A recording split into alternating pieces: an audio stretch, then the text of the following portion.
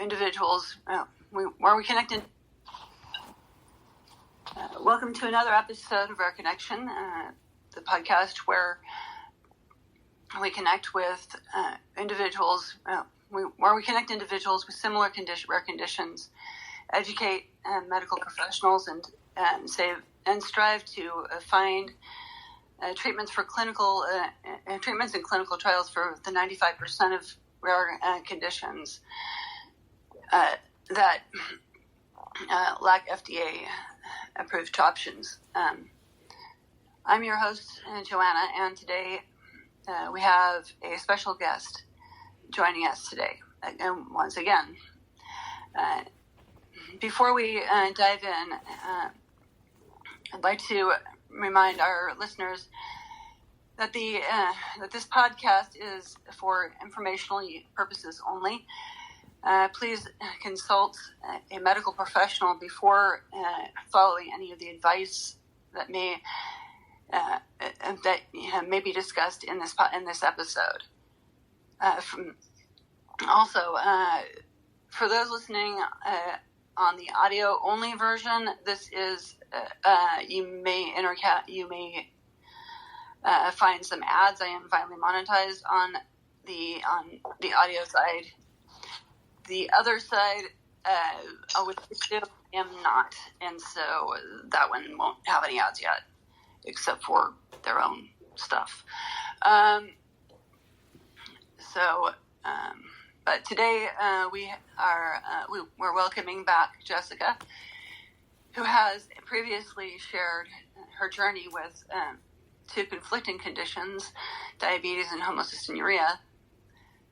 In addition to managing these, Jessica's also lives with mast cell activation syndrome and growth hormone deficiency,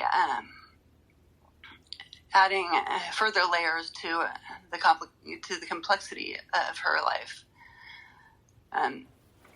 In this episode, we'll focus on Jessica's experiences with MCAS, or mast cell activation syndrome, and growth hormone deficiency, exploring how she navigates the intricate balance of her conditions, her strategies, and managing symptoms, and her insights in advocating for better treatment options. Jessica's story is a testament to resilience and hope, and we're honored to have her back on air on Rare Connection.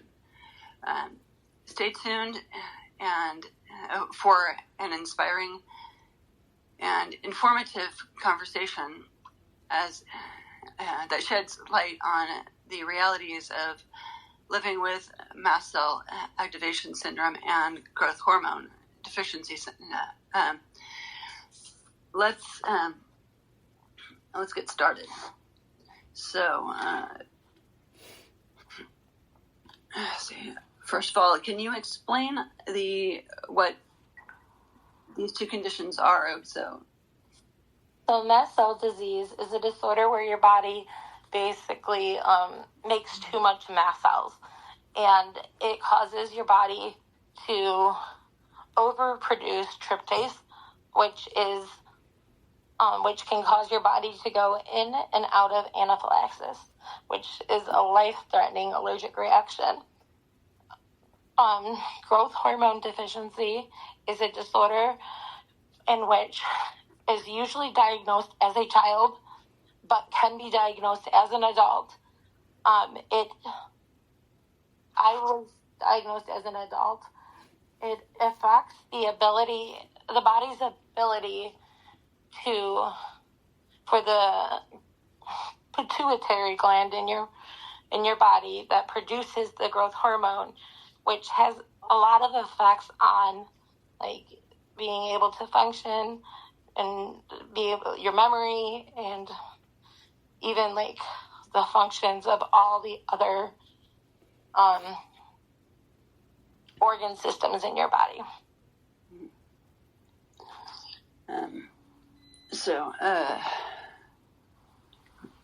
And yes, yeah. So, how were you diagnosed with mast cell, and how were you diagnosed with them, and what symptoms led you to seek medical advice? So, I was diagnosed with growth hormone deficiency after a traumatic brain injury. My symptoms of migraines, dizziness, not just feeling right. My neurologist thought something else is going on. So he sent me to an endocrinologist who did a stimulation test, which is basically this day of testing where they test your levels of growth hormone throughout the day and to see if your body is producing levels. And as an adult, your levels should still be producing some, but mine were completely not functioning at all.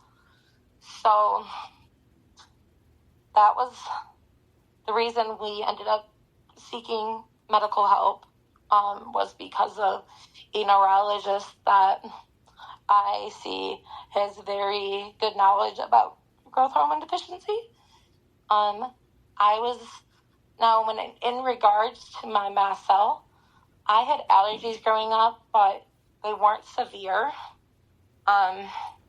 In my 20s, I'm 33 now, I started reacting to everything I was putting in my body.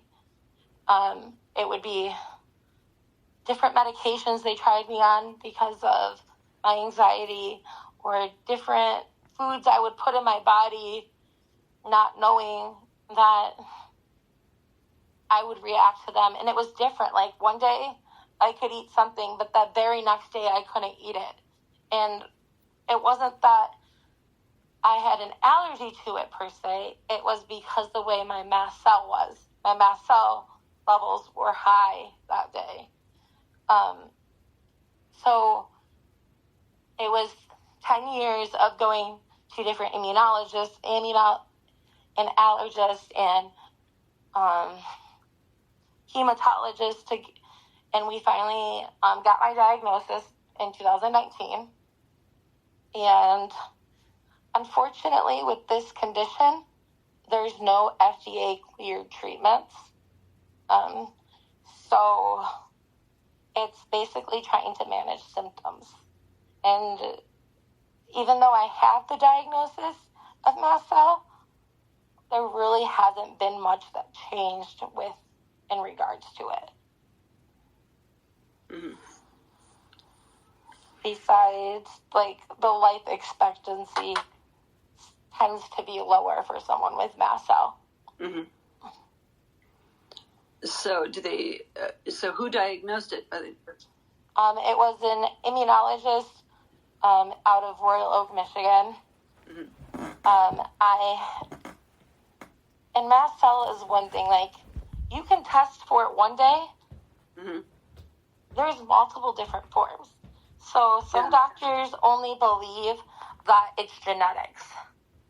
And some doctors believe that there's an autoimmune component.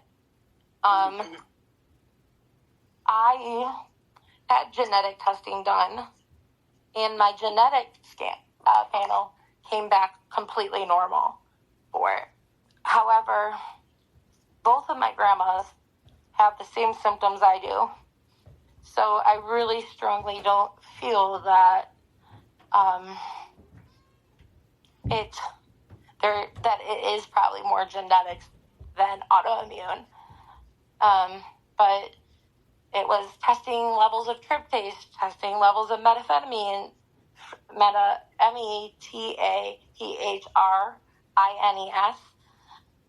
and doing 24-hour urine collections and multiple blood work throughout a 6 to 9 month period.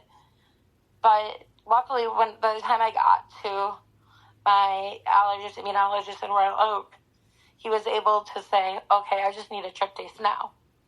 And then he looked at my very first tryptase level, and there was more than a 20% difference in those levels. So he was able to give me my diagnosis. Mm-hmm. So, question: What is what is that? Tryptase? What is tryptase? Tryptase is it's not an amino acid. It's something that is in your body, and it stays more within the kidneys, not liver. I really don't have a good understanding of tryptase, to tell you the truth. I just know that it's like a biomarker for mast cell and the way and when your body has reactions. Mm-hmm.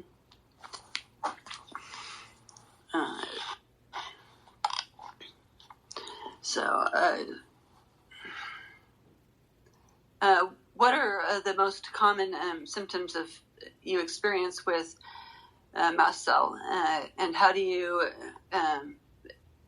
they impact your daily life? So with mast cell, it impacts my life because I never know when I'm going to have an allergic reaction.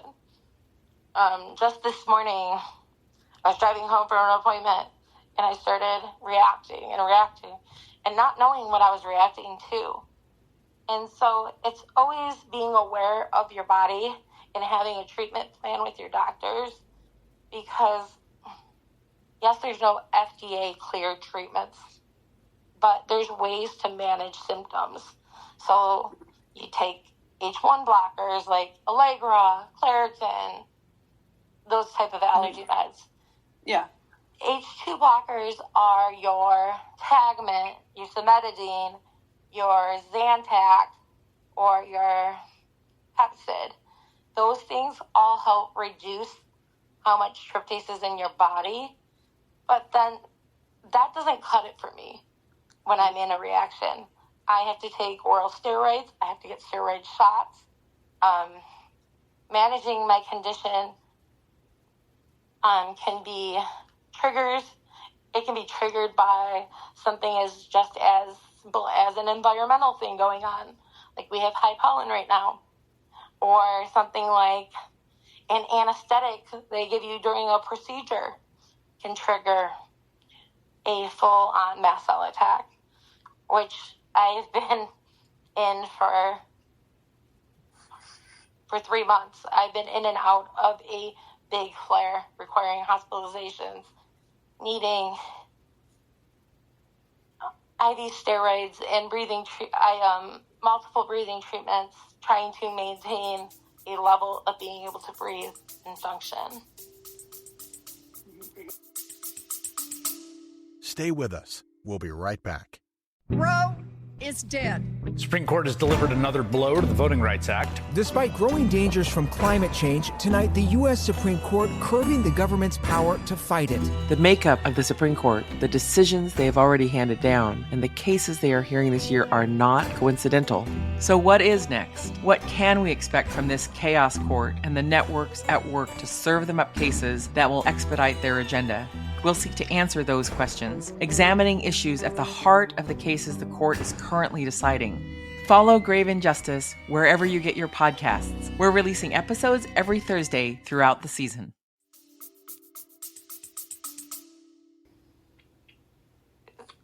How do you plan for something if you don't know what's going to happen? How do you plan?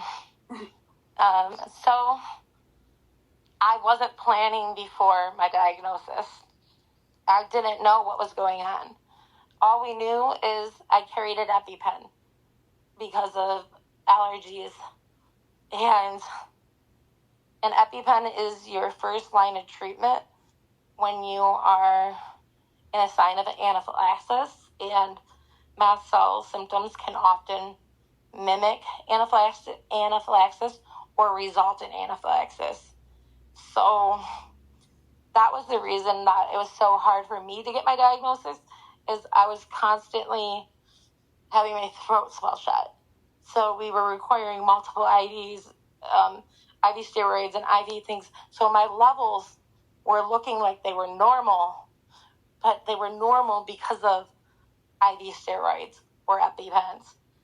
So it's like once you get the diagnosis and knowing that you carry EpiPens, you carry Benadryl, For a long time, that's all I carried, EpiPens and Benadryl. It wasn't until my most recent ACL surgery, when my mast cell started spiraling even more, that doctors handed me a bottle of prednisone to keep on me at all times. Because prednisone is an ugly drug. It's not something that you want to be on long term. And a doctor really you have to earn a doctor's trust with it, meaning you have to, a doctor's not going to just prescribe, Riley, sorry, a doctor's not just going to prescribe these meds without knowing that they can trust you not to take them, if that makes sense. Yeah. Does that cover what you're trying to ask? I'm sorry. Yeah, but so basically, yeah, I was trying to, you said that you don't know when something's going to happen, and so that was basically what I was trying to find out is how do you plan for it if you don't know what's going to happen. So what about with growth hormone deficiency? What symptoms are... Symptoms with growth hormone deficiency, my major symptom was severe migraines, where we tried every single migraine medication in the book, and it wasn't touching it. What I mean, I tried every single class of medication, multiple medicines in the class. I'm sorry. We're gonna hear that. I don't move it. I'm sorry. So the growth hormone was basically when my level's low, I get severe, sorry, 1 second. Wrong way. Severe migraines where I can't even get out of bed. And these migraines, they can last a couple days, they can last weeks, months, and it's trying to, where you don't know. And one common thing in kids is to look for is if they're not growing at the rate they should be, if they're below where they're supposed to be for their age. That's one indicator that they might have growth hormone deficiency. And if my levels are low, I get really bad migraines. But if they're good, I can live a migraine-free life. Mm-hmm. So how do you control that? How do I cope with it? How do you control it? How do you keep your level low? I'm on a medication called, it's a growth hormone. It's so how diabetics give insulin to control their diabetes, I give growth hormone to control my growth hormone deficiency. So I give a sub-Q shot every day, and doses vary for people. I am on a pretty high dose because of my body's ability to absorb medication is a little bit harder than most people. But you always start off on a low dose because you don't know how much or how little it will affect someone. So I cope by just making sure I'm on my meds and or communicating with my doctors when I can't get my medication. I'm very fortunate right now. We've been through an insurance change, and I'm very fortunate that I kind of stockpiled my medicine, meaning when I could fill it, I filled it. because I would be without that medication right now until we finish a state-level appeal. Because my medicine's not on formulary. And with mast cell, it's very dangerous to change a person's medication because you risk a chance of anaphylaxis or you risk a chance of death. Yeah. So, yeah, that's probably your most tricky one.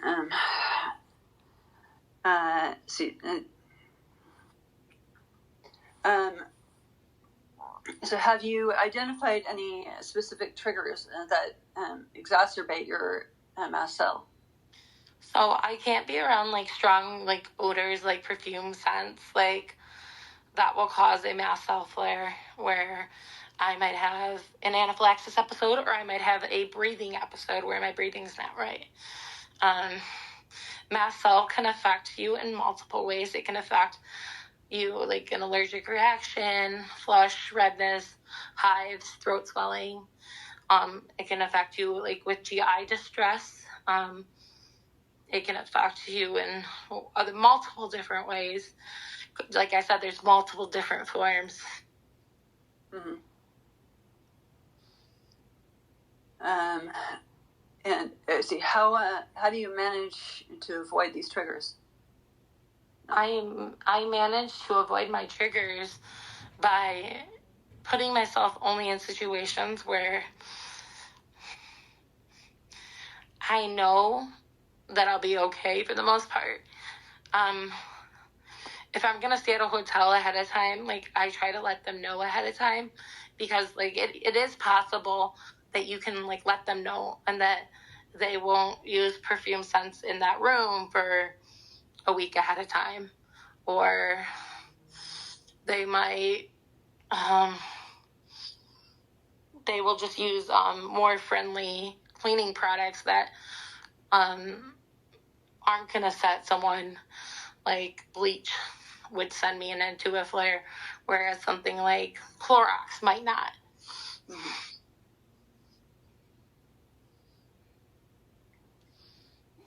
So Clorox doesn't give you flares, but sometimes it just depends on the scent of Clorox. Oh, I think Clorox is pretty dang strong.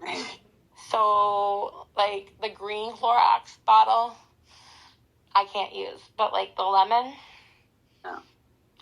like it just really depends how bad I'm already flared. But I mean, it's better for them to clean with that versus using bleach, because that's not gonna linger a long time. Like it, whereas bleach has an odor that lasts for a long time. Yeah, I was thinking Clorox as bleach. Yeah, I mean, our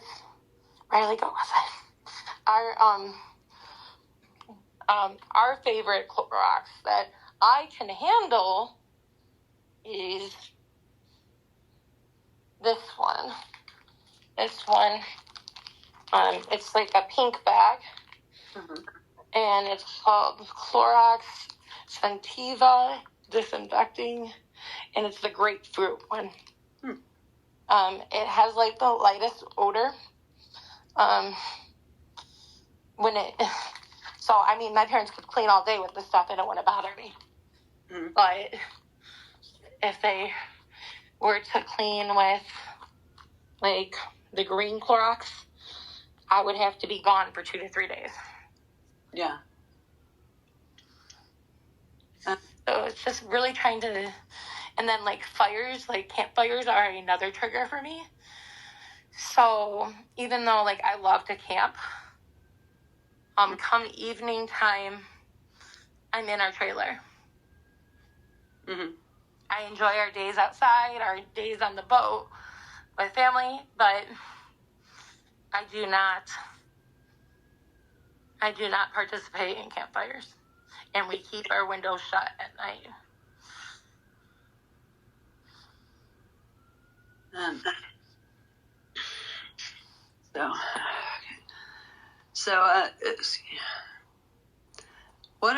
What treatments or medications are you currently using to manage your mast cell Have you found any particularly effective? So in the United States, like I said, there's no FDA regulated treatment for mast cell. However, if you have a diagnosis of chronic urticaria or another diagnosis of asthma, and your asthma levels are high enough, you can be placed on Xolair. And in Europe, it is actually Europe approved for mast cell. So I take that once a month. I am on 2 to 3 Allegros a day. The 24-hour ones, I take 2 to 3 tablets of that a day, every 8 hours. And then I'm on, I take Benadryl, liquid children's Benadryl dye-free, every 6 hours as needed. I take Singular twice a day to manage mast cell. And then I take Zantac, which I get from Canada because it's not FDA regulated here in the U.S. Mm-hmm. But I've tried Tagmint, I've tried Cimetidine, which are 2 regulated treatments in the U.S. When I say treatments, they're available over the counter for you to purchase. Whereas my body did not work well with those 2. Mm-hmm. So we kind of bit the dust, and yes, there's side effects of Zantac, and that's why it was pulled off the market here. But I had been on it since I was 15 years old, with the exception of 2 years, where I was trying other medications. And until we figured out that we could order it through Canada. So my doctor writes a script. I upload it to the portal pharmacy department, or I email it to the pharmacy, and then I pay for it, and they mail it. The only problem with this is it can take 3 to 6 weeks to get here. So you have to be aware of when your medicine is running out and order about 8 weeks ahead of time.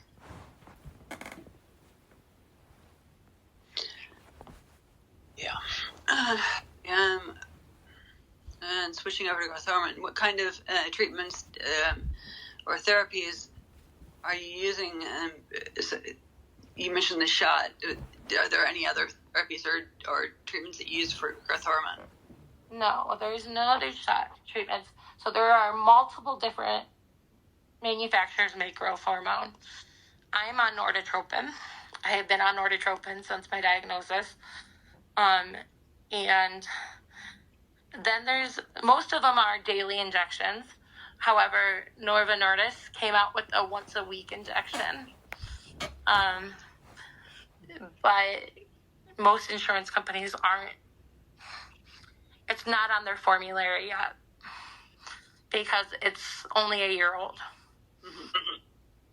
So I know, with homocystinuria and diabetes, there's a dietary component. Is there a dietary component to mast cell or growth hormone? Well, I would say in a way, yes, with mast cell, because you kind of know, you tend to, after a while, you can tell what you're going to react to and when you're going to react to it. For example, let's mix this into an HCU thing real quick. Yeah. So when I was HCU, for years I had the coolers, which is a little metabolic formula that's in a juice box for you guys that don't know.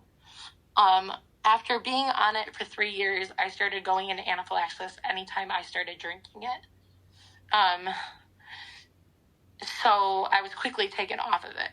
So you do, once you have a reaction to something and it's not coming back as an allergen on allergy testing, then it is your job to advocate for yourself and know that even though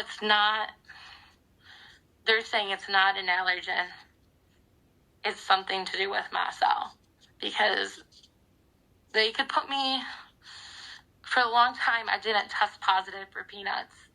And I'm severely, I can't even be in a room with peanuts or, I might die. The last time I was in a room with peanuts, I was seconds away from being on a ventilator. That's what the hospitals told me. So we really try to stay away from things that we know. And once I have a reaction to something, I don't put it back on my body. And staying away from foods that have preservatives in them, for the most part, is a key to maintaining a safe life with mast cell.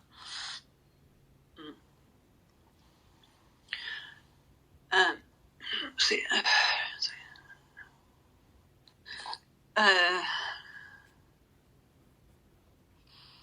That was so thanks.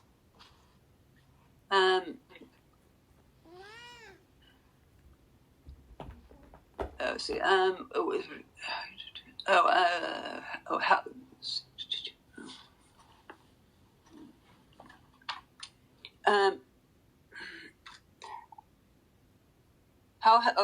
Okay, so we just went through that. I see. Are you, are there any specific changes that have happened to alleviate your, that have happened to alleviate your symptoms? Mast cell? Yeah. Okay. So, in 2019, before that, from 2013 to 2019, we were using 1 to 2 EpiPens a week and being at the hospital. Mm-hmm. In 2019, I started Xolair. I've only used an EpiPen 4 times since then. Wow. Because my symptoms have been pretty much managed, meaning if I can tell when I need a steroid shot, but I don't necessarily need to epi every time. Whereas before Xolair, my throat would be the first thing to close when I was having a mast cell attack. Mm-hmm. So that is something for me that we try to keep I'm sorry, my brain.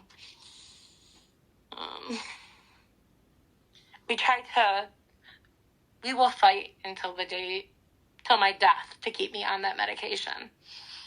Meaning if I have to move to another country, I will, if it ever got pulled from the U.S. market. Mm-hmm. Because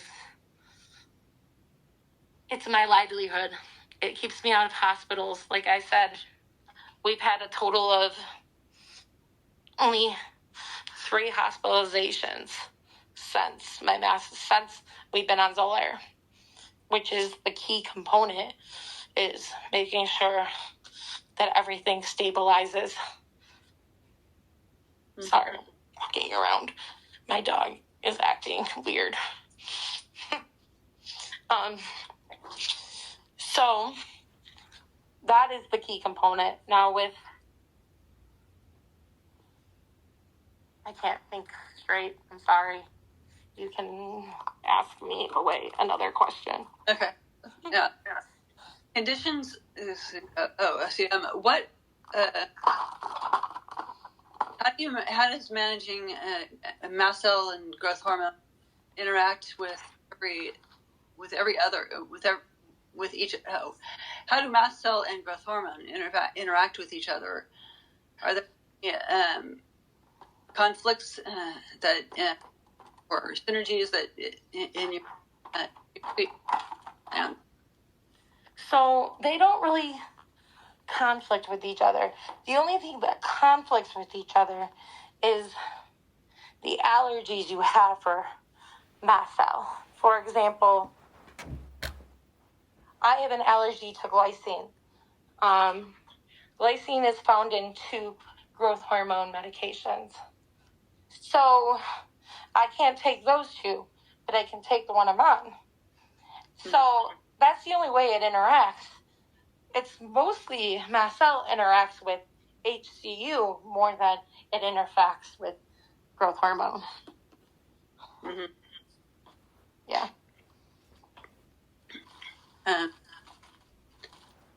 Coordinating. How do you how do your healthcare providers coordinate and coordinate care for your multiple conditions, particularly with the complexities of mast cell growth hormone? Oh, this is a handful question in itself, because yeah, you have way more than just the four of them do. I have 22 different specialists I see. Yeah. Which sounds like a crazy number. Now, mind you, I don't see them all on a regular basis. Some I see every 18 months, some I see every 2 years, where others I see every month. So basically, it's my job to coordinate. Which has been a struggle in itself. For a long time, I seen a doctor that specialized just in growth hormone, instead of just seeing a doctor that specialized in growth hormone and diabetes. They're both treated by endocrinologists. For a long time, my diabetes endocrinologist did not feel comfortable taking over growth hormone. However, growth hormone in adults is on the rise. They're finding it more and more. And even though it's right now, it's only 1 in, I think it's 5,000 people have growth hormone deficiencies. And they're finding out that people are just not reporting, or they're reporting symptoms and doctors are just looking the other way. So it's being your own advocate is the best solution when you have complex health issues, which is like a full-time job. Mm-hmm. Since April 1st, we had an insurance change. I've been on the phone 6 hours a day, Monday through Friday, trying to get medications approved, trying to get prior authorizations and things, making sure meds that they're having to change don't interact with other medications that I'm on for other conditions. Mm-hmm. So, yeah. It's been a blast trying to, but my doctors don't communicate with each other. They don't. Luckily, about 70% of my physicians do use Epic, which is a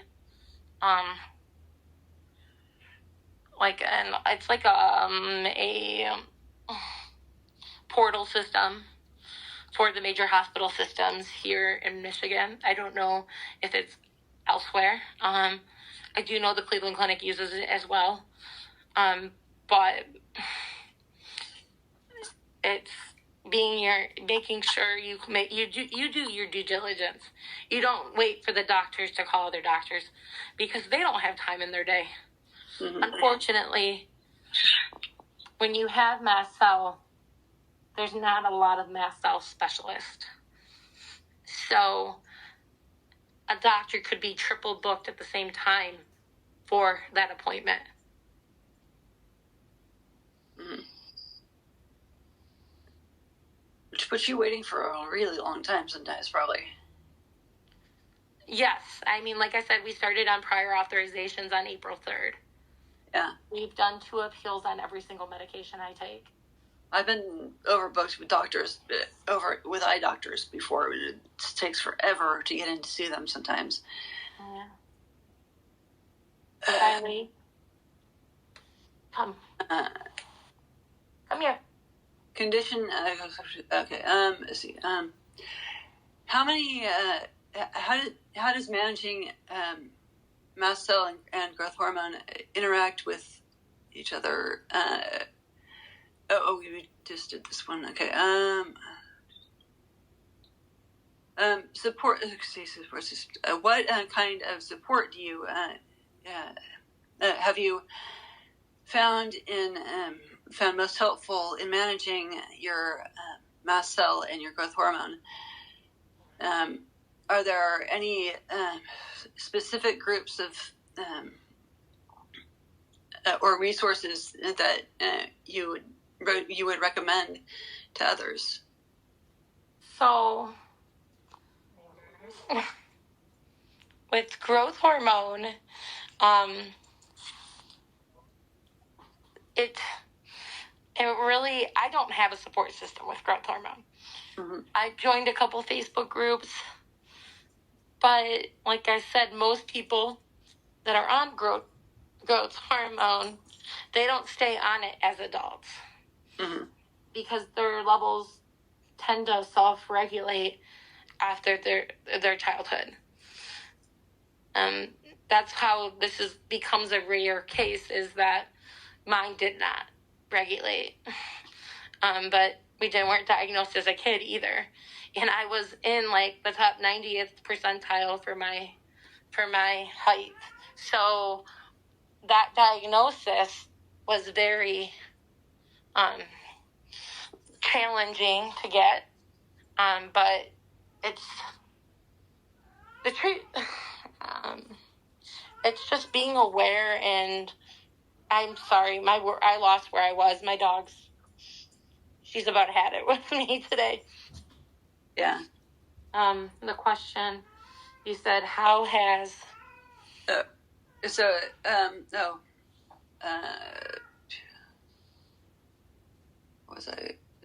we're on your support systems. Are there any specific groups or resources that you would recommend to others? So with Mast Cell, I joined a Facebook group that was Mast Cell in Michigan, because people kept saying, go to allergists or immunologists, and I was going to them, but they weren't trained in the disease. Mm-hmm. So from 2013 to 2019, I saw 22 different allergists within a 3-hour radius of my house.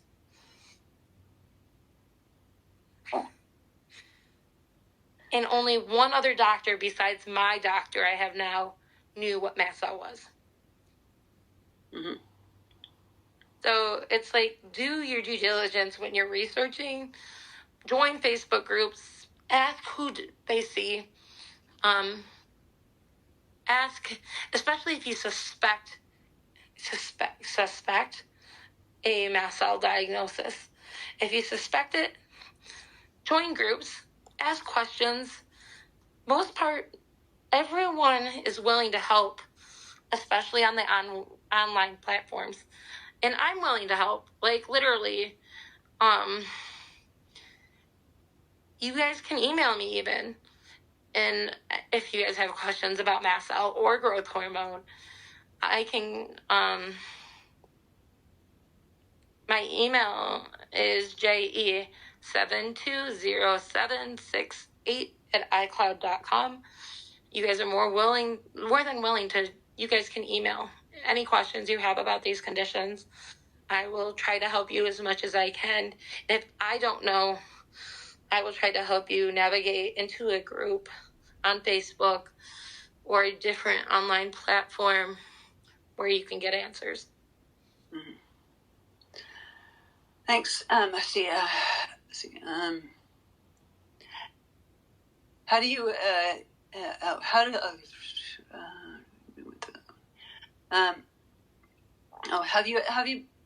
have you been involved in any advocacy work related to mast cell or growth hormone deficiency? What changes would you like to see in the medical community's approach to these conditions? I would like, and I've done some advocacy work for mast cell. I haven't done any advocacy work for growth hormone deficiency. With mast cell, I would like the FDA to approve Xolair without having to go a roundabout way to get the diagnosis, to get Xolair. Like, the only reason I'm getting Xolair is because one time my chronic urticaria blood work came back positive. But that's not the case for everybody. And I mean, I could have started this medication years before if it would have been positive. So do you know why they're not approving it? I don't know. And I think it might be something like we haven't had the clinical trials like Europe did. It is a medication. The first 2 years they recommend you doing in office, because even when you're on it long term, you can still have a chance of an allergic reaction to the medication. So it is something that the only reason I didn't go to offices for 2 years was because of COVID. And the company that makes Xolair ended up filing for an emergency at-home injection. And their requirements was 12 to 18 months in office. And at that time, I was right on that border. So I was able to get approval to do at home. But one situation that got it approved was I live less than a mile away from a hospital. And I live less than 3 blocks away from an urgent care. So I can get medical help literally within 2 minutes of being at my house, leaving my house. Mm-hmm. And our city has the fastest response time for our city where I live, in the part of Brownstown that I'm at.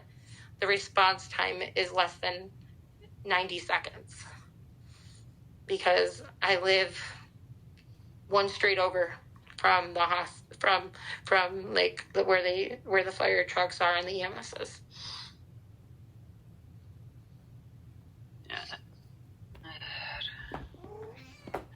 So, are there any recent research developments in mast cell or growth hormone that's given you hope for better treatments or understanding these conditions? The hope is that they were able, with growth hormone, one drug company was able to push it down to a once-a-week injection. The hope is long term they could even make that longer, like a once-a-month injection that would regulate. Now that's asking a big if for drug manufacturers when this medication is a hormone and they haven't been able to figure it out with things that have been around a lot longer. Example, like thyroid medication's been around way more than growth hormone, and they haven't been able to figure out a once a week or once a month thyroid med. So they charge more if you're taking it less, or do they charge more? Do they raise it? Well, there's only one drug company that has become a once a week injection, and since it's so new on the market, it is a very expensive drug. Yeah, it costs I think when I read it, it costs like $21,000 a month. How the heck do you afford that? And that's with insurance, people say. And so, I'm like, the one I'm on is $7,000 a month without insurance. Mm-hmm. So, I mean, with insurance, up until April, I was paying $40 a month. Mm-hmm. which is a lot when you're on a lot of meds. Yeah. $40 adds up quick, but it kept me out of hospitals, so. Yeah. So, let's see. Have you participated in any or considered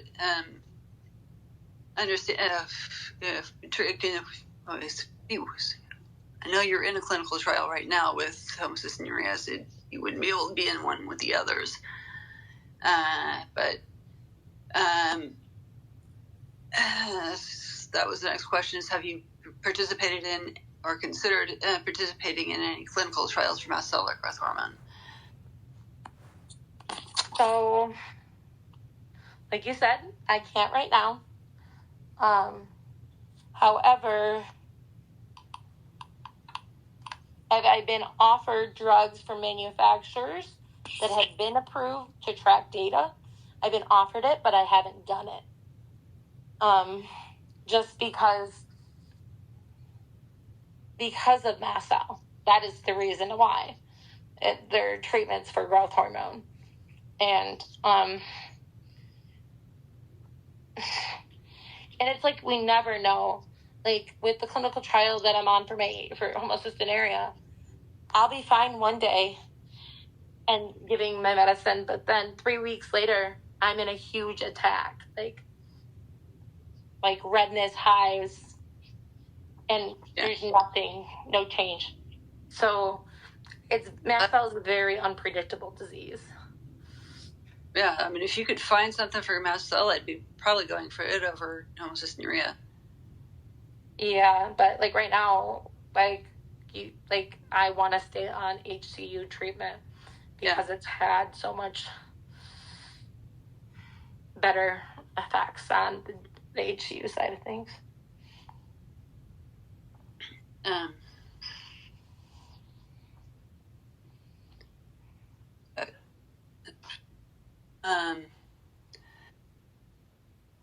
What have you been? Living with mast cell.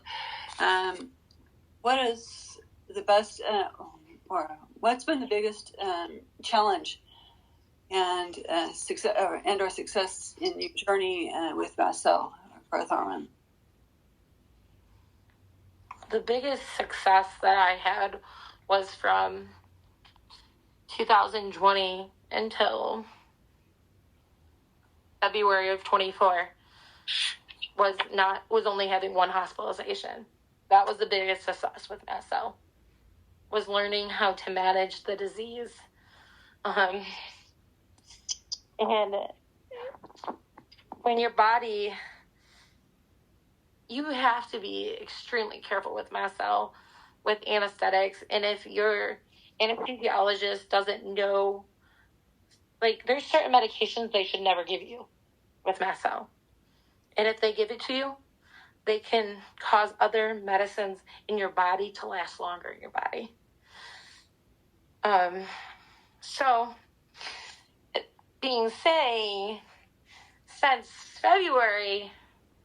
since March, my mast cell's been out of control. And I literally have only had 2 weeks off steroids.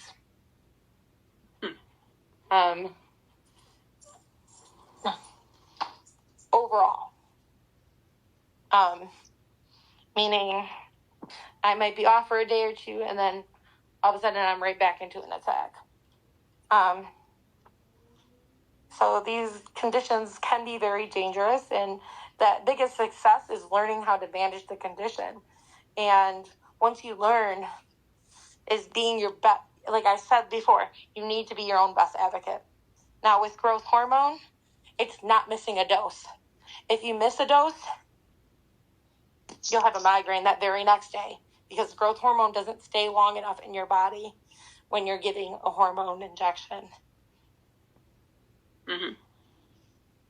It's not like thyroid medication. It builds on top of each other. Like if you miss a dose, if you miss one dose, it's not going to affect you. But whereas this will. that's about it.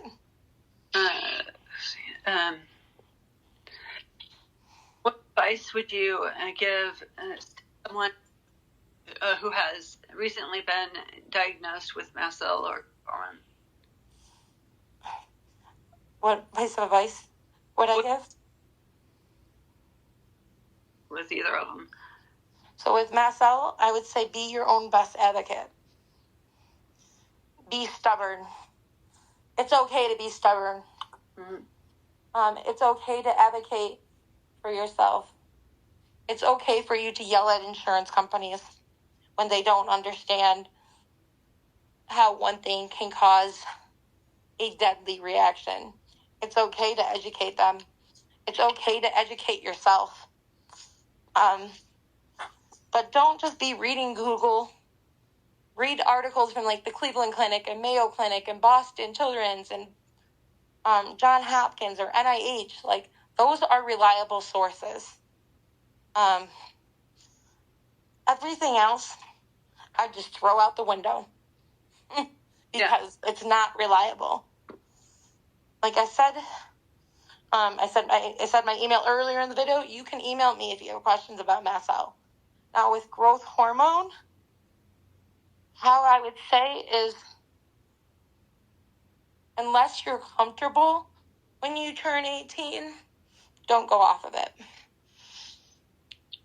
Fight the insurance company to stay on it, which is hard as an adult because they're like, oh, you've stopped growing. You don't need to be on this medication anymore. Which they could stop you for 6 months, redo the test, and show that you're critically low. But it's damaging other organs in your body. Mm-hmm. So the best piece of advice is have doctors that will advocate for you just to keep you on your treatment.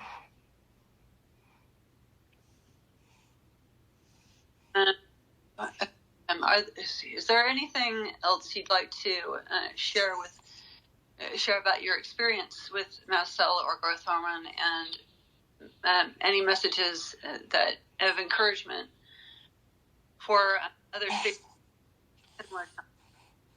So when you call to make an appointment with an allergist or immunologist, if you're thinking you have mast cell, ask that office, do they treat patients that have mast cell? How many patients do they have? How many patients do they treat? Because if they say one, more than likely that doctor isn't a specialist in that area. Because yes, mast cell is rare, but the specialists that are good at what they do, they have patients that come from other states. They have patients that travel 6 hours to get to them, that travel 3 days to get to them, because they're good at what they do. They know how to regulate the system. So just don't be afraid to ask questions. Like, even with growth hormone, if you're an adult, do you treat adults with growth hormone deficiencies? Like, you can ask the office that. It's okay. Because unfortunately, there are very few doctors that treat adults with growth hormone deficiency. The University of Michigan has 2 doctors that they just hired that treat adults.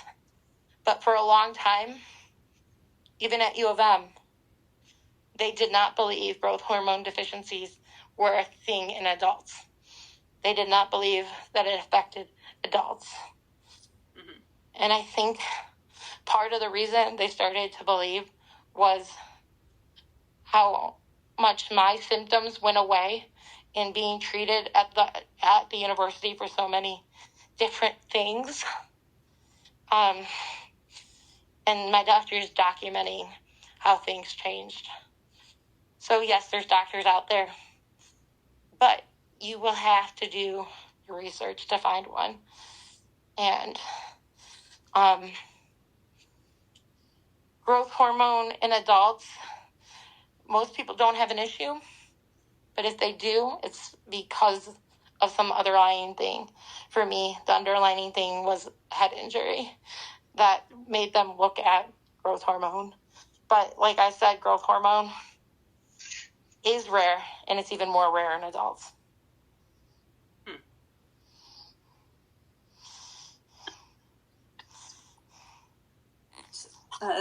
Thank you for joining us on this episode of Our Connection. I hope you have found our conversation with Jessica insightful and inspiring. As we delved into the experiences with mast cell and activation syndrome and growth hormone deficiency. Remember, if you or someone you know is struggling, there are resources available. For immediate help, you can reach out to, this is for National Suicide Prevention Hotline. This is for suicidal information that I give out all the time. This is, you can call 1-800-273-TALK or 1-800-273-8255 or text hello to 741-741 to connect with a crisis counselor for more information. Visit the suicidepreventionlifeline.org. If you're listening to this audio on the audio version, remember you can text me via the link in the show notes now. I also have I'd love to hear from you and continue the conversation. Please subscribe to me to my YouTube channel, The Rare Chef, where in addition to the podcast, I share cooking videos tailored for those who with rare conditions. Don't forget to subscribe to the audio version of Our Connection, where you're listening to right now. If you'd like to support the show, you can make a donation by visiting https://www.buzzsprout.com/2204433/support. Your contributions help to continue bringing these important stories to light. And thanks for your time. You can also, with mast cell, NORD is NORD is a resource that you guys can look up, and then has information about mast cell. And I believe it has stuff about growth hormone. Don't quote me on that one, but I'm almost positive it does. Mm-hmm. So this is the first time we've actually got a viewer on a link that didn't work at first, and so I had to go back and get it. Mm-hmm. But anyway, I'm gonna end it here. Thanks for your time. Thank you. Bye.